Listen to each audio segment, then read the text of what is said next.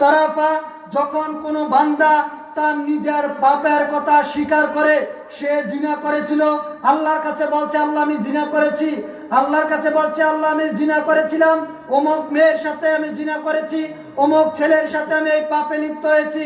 কোনো বান্দা যদি এই কথা বলে, রাসূল মুহাম্মদ সাল্লাল্লাহু আলাইহি ওয়াসাল্লাম বলছেন, কোনো বান্দা যদি কাউকে অন্যায়ভাবে হত্যা করে, এরপরে যদি বলে, এই হাদিসের অর্থ দ্বারা এটাই বোঝা যায়, কোনো বান্দা যদি বলে হে আল্লাহ আমি মানুষকে হত্যা করেছিলাম, আমি স্বীকার করছি, এইভাবে রাসূল মুহাম্মদ সাল্লাল্লাহু আলাইহি ওয়াসাল্লাম বলেছেন, পৃথিবীতে বান্দা যত বড় অপরাধী হোক, যদি সে নিজের পাপের কথা স্বীকৃতি দেয়, সুম্মা তাবা, অতঃপর সে যদি তওবা করে আল্লাহর নিকটে ক্ষমা চায়, তাবাল্লাহু আলাইহি, তাহলে আল্লাহ সুবহানাহু ওয়া তাআলা তাকে তার এই প্রার্থনাকে কবুল করবেন, তার তওবাকে কবুল করে তাকে ক্ষমা করে দিবেন। সুবহানাল্লাহ। সম্মানিত উপস্থিতি, কেউ যদি আল্লাহর কাছে ক্ষমা চায়, সহিহ বুখারী সহিহ মুসলিমের মিশকাতের 2330 নম্বর হাদিস, আল্লাহর নবী বলেছেন, কোন বান্দা যদি নিজের পাপের কথা স্বীকার যায়, সুম্মা তাবা, অতঃপর সে যদি নিজের পাপের স্বীকৃতি দেয়, এরপরে বলে তাবাল্লাহু আলাইহি, আল্লাহর দিকে যদি সে ফিরে যায়, আল্লাহ তার সমস্ত পাপগুলিকে ক্ষমা করে দেবেন। শিরককারী হবে পৃথিবীতে, যদি সে তওবাবিহীন মারা যায় তাহলে সে হবে মুশরিক।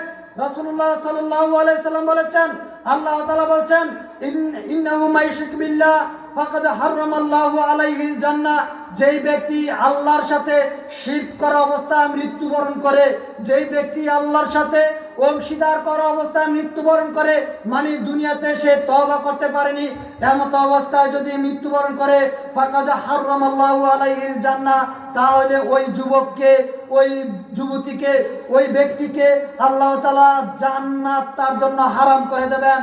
আল্লাহ বলেছেন, কোন ব্যক্তি যদি আল্লাহর সাথে শিরক করা অবস্থায় মৃত্যুবরণ করে, সে মুসলমানের পরিচয় দিয়ে দুনিয়াতে চলাফেরা করুক, হিন্দুর পরিচয় দেখ, খ্রিস্টানের পরিচয় দেখ, যেই পরিচয় দেখ না কেন, যদি সে শিরক করা অবস্থায় দুনিয়া থেকে বিদায় হয়, এই অবস্থায় যে আল্লাহর সাথে সে ক্ষমা চায়নি, তওবা করেনি, যদি এমত অবস্থায় মৃত্যুবরণ করে, আল্লাহ তাআলা বলেন ফাকাদ হারামাল্লাহু আলাইহিল জান্নাহ, ওই ব্যক্তির জন্য আল্লাহ তাআলা জান্নাতকে হারাম করে দেবেন। ওয়া মাওয়াহুন নার, তার থাকার জায়গা হবে জাহান্নাম। ওয়া মা লিয-যালিমিনা মিন আনসার, কিয়ামতের ময়দানে এই ব্যক্তির জন্য কোনো সাহায্যকারী থাকবে না, কেউ থাকবে না, কোনো নবী রাসূল, কোনো ওলি, কোনো গাউস, কোনো কুতুব, কোনো পীর, কোনো মাশায়েখ, কোনো আলেম, কেউ থাকবে না। আল্লাহ বলেছেন ফাকাদ হারামাল্লাহু আলাইহিল জান্নাহ, আমি তার জন্য জান্নাতকে হারাম করে দেব। আমি কোরআনুল কারীমের সূরা মায়েদার 72 নম্বর আয়াতে এই ঘোষণা দিলাম, আল্লাহ নিজে বলেছেন। সম্মানিত উপস্থিতি, রাসূলুল্লাহ সাল্লাল্লাহু আলাইহি সাল্লাম বলেছেন, মান মাতা ইউশরিক বিল্লাহি দাখালান নার ওয়া মান মাতা লা ইউশরিক বিল্লাহি শাইআন দাখালাল জান্নাহ, যেই ব্যক্তি এমত অবস্থায় মৃত্যুবরণ করলো যে আল্লাহর সাথে সে শিরক করেনি, তাহলে দাখালাল জান্নাহ, তাকে আল্লাহ জান্নাত দেবেন। আর যে ব্যক্তি এমত অবস্থায় মৃত্যুবরণ করলো, যে ব্যক্তি আল্লাহর সাথে শিরক করেছে, আল্লাহর নবী বলেছেন তাহলে তাকে জাহান্নামে দেবেন। সহিহ মুসলিম এবং মিশকাতের 1 নম্বর খণ্ডের ঈমান অধ্যায়ে 34 নম্বর হাদিস। সম্মানিত উপস্থিতি, আল্লাহ সুবহানাহু ওয়া তাআলা সূরা বাইয়ানার 6 নম্বর আয়াতে বলেছেন, ইন্নাল্লাযীনা কাফারু মিন আহলিল কিতাবি ওয়াল মুশরিকিনা ফি নারি জাহান্নামা খালিদিনা ফিহা উলাইকা হুমুশ শাররুল বারিয়া। আল্লাহ তাআলা বলেন, নিশ্চয় মুশরিক এবং আহলে কিতাবের মধ্যে যারা আল্লাহর সাথে শিরক করে, আমাদের মধ্যে যারা নিজেদেরকে মুসলিম দাবি করছি, আল্লাহ বলেছেন যারা মুসলিম দাবি করার পরেও, আহলে কিতাব দাবি করার পরেও যারা আল্লাহর সাথে শিরক করে এবং এই অবস্থায় মৃত্যুবরণ করে, তাদের থাকার জায়গা হবে জাহান্নাম। উলাইকা হুমুশ শাররুল বারিয়া, শুধু এই কথা বলে আল্লাহ ক্ষান্ত হননি, আল্লাহ বলেছেন উলাইকা হুমুশ শাররুল বারিয়া, আর এরা হচ্ছে পৃথিবীর সবচেয়ে নিকৃষ্ট সৃষ্টি। সম্মানিত উপস্থিতি, আমরা জানি নিকৃষ্ট সৃষ্টির মধ্যে টয়লেটের মধ্যে যে কীট পতঙ্গ থাকে, যে পোকামাকড় থাকে, এগুলো হচ্ছে আল্লাহর সবচেয়ে নিকৃষ্ট সৃষ্টি। টয়লেটের মধ্যে যেই পোকামাকড় থাকে, এগুলো হচ্ছে সবচেয়ে নিকৃষ্ট সৃষ্টি। আল্লাহ বলেছেন যারা শিরক করা অবস্থায় মৃত্যুবরণ করে, এরা হচ্ছে আল্লাহর জমিনের মধ্যে সবচাইতে নিকৃষ্ট ব্যক্তি। সম্মানিত উপস্থিতি, আল্লাহ সুবহানাহু ওয়া তাআলা কোরআনুল কারীমে বলেছেন, সূরা কাফের 110 নম্বর আয়াতে বলেছেন, ফামান কানা ইয়ারজু লিকা রাব্বি فليعمل عملا صالح ولا يشرك بعبادة ربه أحدا। অতএব যে ব্যক্তি আল্লাহর সাথে সাক্ষাৎ করতে চায়, পালনকর্তার সাথে সাক্ষাৎ করতে চায়, সে যেন সৎ কর্ম সম্পাদন করে এবং তার পালনকর্তার সাথে ইবাদতে যেন কাউকে শরীক স্থাপন না করে। সূরা কাফের 110 নম্বর আয়াত। ইবনে আব্বাস রাদিয়াল্লাহু তাআলা আনহু বলেন, রাসূলুল্লাহ সাল্লাল্লাহু আলাইহি সাল্লাম বলেছেন, ইয়াদখুলুল জান্নাতা মিন উম্মতি 70000 বিগাইরি হিসাব হুমুল্লাযীনা লা ইস্তারকুনা ওয়া লা ইয়াতাতায়্যারুনা ওয়া আলা রাব্বিহিম ইয়াতাওয়াক্কালুন। সম্মানিত মা বোনেরা, আপনাদের ব্যাপারে কয়েকটা কথা এই হাদিস থেকে আপনারা জেনে নিন। রাসূলুল্লাহ সাল্লাল্লাহু আলাইহি সাল্লাম বলেছেন, ইবনে আব্বাস রাসূল সাল্লাল্লাহু আলাইহি সাল্লামের চাচা যান, তিনি বলছেন যে আল্লাহর নবী বলেছেন, ইয়াদখুলুল জান্নাতা মিন উম্মতি 70000 বিগাইরি হিসাব হুমুল্লাযীনা লা ইস্তারকুনা ওয়া লা ইয়াতাতায়্যারুনা ওয়া আলা রাব্বিহিম ইয়াতাওয়াক্কালুন।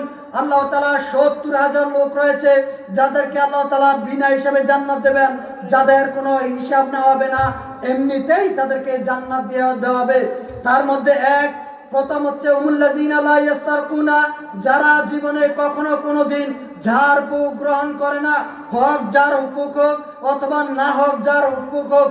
কোরআন সুন্নাহ দিয়ে ঝাড়ফুঁক করা জায়েজ, কোরআন সুন্নাহ দিয়ে ঝাড়ফুঁক করা জায়েজ।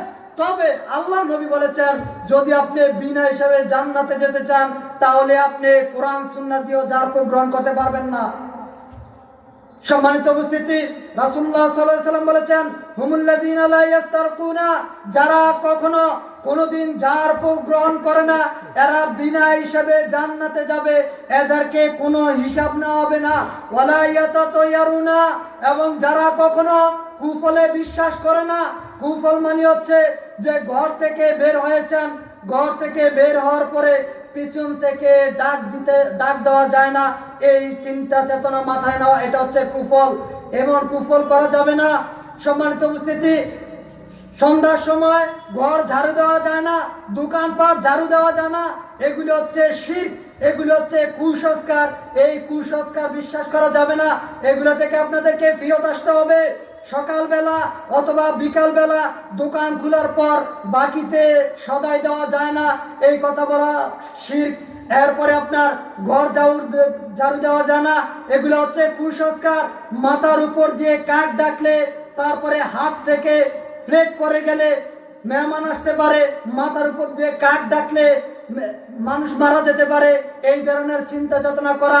সামনে দিয়ে বিড়াল গিয়েছে অথবা একটা কুকুর গিয়েছে, তাহলে আমার আজকে অবস্থা সারাদিন খারাপ যেতে পারে, এই ধরনের চিন্তা চেতনা করা, এগুলি সব হচ্ছে কুফল, এগুলি সব হচ্ছে কুসংস্কার, এগুলো হচ্ছে শিরক। এগুলো থেকে আমাদেরকে ফিরে আসতে হবে। ৩, ওয়ালা ইয়াতাতায়্যারুনা ওয়া আলা রাব্বিহিম ইয়াতাওয়াক্কালুন। ৩ নম্বর হচ্ছে যারা সব সময় আল্লাহর প্রতি ভরসা রাখে, মানুষ হোক আর না হোক, মানুষ হোক আর না হোক, কোনো বিপদ আপদে যে কোনো অবস্থাতে বলবে যে আল্লাহ ভরসা। যারা বিপদে আপদে বলতে পারে আল্লাহ ভরসা, আল্লাহর প্রতি তাওয়াক্কুল রাখে, এমন ব্যক্তির জন্য রয়েছে বিনা হিসাবে জান্নাত, তার কোনো হিসাব নেওয়া হবে না। সন্তান সন্ততি বিপদে পড়তে পারে, আপনার সম্পদগুলি নষ্ট হতে পারে, আপনার সন্তান বিপদে পড়তে পারে, আপনার স্ত্রী বিপদে পড়তে পারে। বিপদের সময় ধৈর্য ধারণ করা, বিপদের সময় ধৈর্য ধারণ করা আর মুখ দিয়ে উচ্চারণ করা যে আল্লাহ ভরসা, আল্লাহ এর সমাধান করে দেবেন, এই কথা যে ব্যক্তি বলতে পারে, আল্লাহ তাআলা বলছেন, আল্লাহর নবী বলেছেন, ওই ব্যক্তিকে আল্লাহ তাআলা বিনা হিসাবে জান্নাত দান করবেন। সম্মানিত উপস্থিতি, রাসূলুল্লাহ সাল্লাল্লাহু আলাইহি সাল্লাম বলছেন, ক্বালা মান আতারাফা ফাসালাহু আন শাইইন লাম তুকবালু লাহু সালাতুন 40 লাইলাতা। হাফসা রাদিয়াল্লাহু তাআলা বলছেন, রাসূলুল্লাহ সাল্লাল্লাহু আলাইহি সাল্লাম বলেছেন, যেই ব্যক্তি কোনো গণকের কাছে যায়, গণককে গিয়ে জিজ্ঞেস করে যে আমার হাতটা একটু দেখেন তো, আমার এই হয়েছে, আমার সেই হয়েছে, এই ধরনের ভাগ্য পরীক্ষা করতে যারা যায়, আল্লাহ নবী বলেছেন, দুষ্টুমি করে যদি কেউ, দুষ্টামি করে অর্থাৎ সে বিশ্বাস করে না, শুধুমাত্র দুষ্টামির উপরে যদি সে বলে যে আমার হাতটা একটু দেখেন তো, আমার রাশিটা একটু দেখেন তো, আমার ভাগ্যটা একটু দেখেন তো, আল্লাহ নবী বলেছেন 40 দিন আল্লাহ তাআলা তার কোনো ইবাদত কবুল করবেন না। পীরের কাছে গিয়ে জিজ্ঞেস করে, বাড়ি সালাম দেয়, অথচ ওই পীরকে জিজ্ঞেস করে না যে বাড়ি সালাম দিয়ে দেশের চোরগুলিকে ধরা যায় না কেন, ডাকাতগুলি ধরা যায় না কেন, রাতের আধারে কে কিভাবে লুট করে নিয়ে যাচ্ছে তাদেরকে ধরা যাচ্ছে না, মা বোনদের ইজ্জত নষ্ট করতেছে তাদেরকে ধরা যাচ্ছে না, বাসের মধ্যে দেশ বিদেশে বিভিন্ন জায়গাতে বিভিন্নভাবে মানুষের অর্থ সম্পদগুলি লুট হচ্ছে, কে করছে কারা করছে ওই পীর বাড়ি সালাম দিয়ে তা দেখতে পাচ্ছে না। কিন্তু আপনার একটা জিনিস হারিয়ে গিয়েছে, সাথে সাথে বাড়ি সালাম দিয়ে আয়না পরা দিয়ে আপনার পীর বলে দিচ্ছে।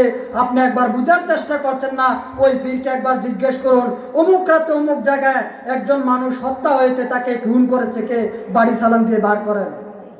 কেন থানাতে যাচ্ছেন, কেন উকিল ধরছেন, উকিলের কি প্রয়োজন, ওই পীরকে জিজ্ঞেস করুন।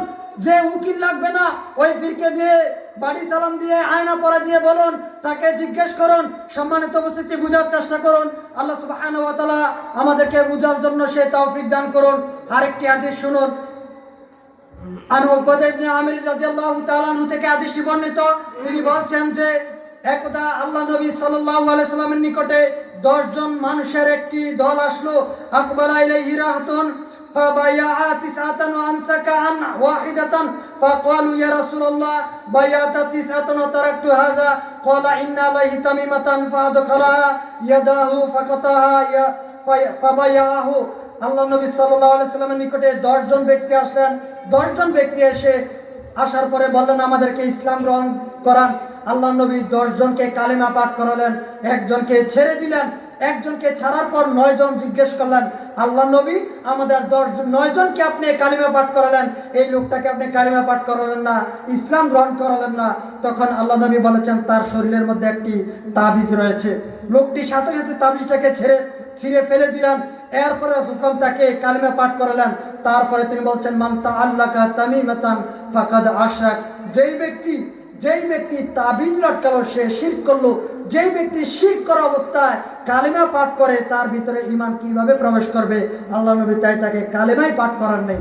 সম্মানিত উপস্থিতি, আসুন আমরা একটু বুঝার চেষ্টা করি। আল্লাহ সুবহানাহু ওয়া তাআলা আমাদেরকে সেই তৌফিক দান করুন। আল্লাহ সুবহানাহু ওয়া তাআলা আমাদেরকে সেই তৌফিক দান করুন। আমরা যদি অন্তত এতটুকু আমরা না বুঝি তাহলে আমাদের এই কথা বলার কোনো মানে নাই যে ইয়্যাকা না'বুদু ওয়া ইয়্যাকা নাস্তাইন, আমরা কেবলমাত্র তোমার ইবাদত করি, তোমার কাছে সাহায্য চাই, এই কথা বলার কোনো মানে নাই। খাইরিহি ওয়া শাররিহি মিনাল্লাহি তাআলা।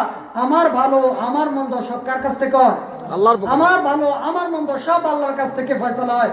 ওই কোনো মাজারে গিয়ে, কোনো দরগাতে গিয়ে, কোনো দুর্গাতে গিয়ে, ওখানে গিয়ে যদি আমার তাকদীর পরিবর্তন হয়ে যেত, আল্লাহ সুবহানাহু ওয়া তাআলা হিন্দুদের যেরকম 33 কোটি খোদা থাকে, অনেক মুসলমানরা মনে করে আল্লাহ তাআলা মনে হয় এমন অনেকগুলা মন্ত্রণালয় নিয়ে বসে আছেন, এক এক মন্ত্রণালয়ের মধ্যে এক এক আলেমকে এক এক পীরকে দায়িত্ব দিয়ে রেখেছেন। তারা মানুষের অমুক ব্যক্তির সন্তান হয় না তাকে সন্তান দেবে, অমুক ব্যক্তির ফসল হয় না তাকে ফসল দিবে। এই ধরনের চিন্তা চেতনা নিয়ে আমাদের সমাজে কিছু মানুষ বসবাস করে। কেউ মনে করে অমুক পীরের কাছে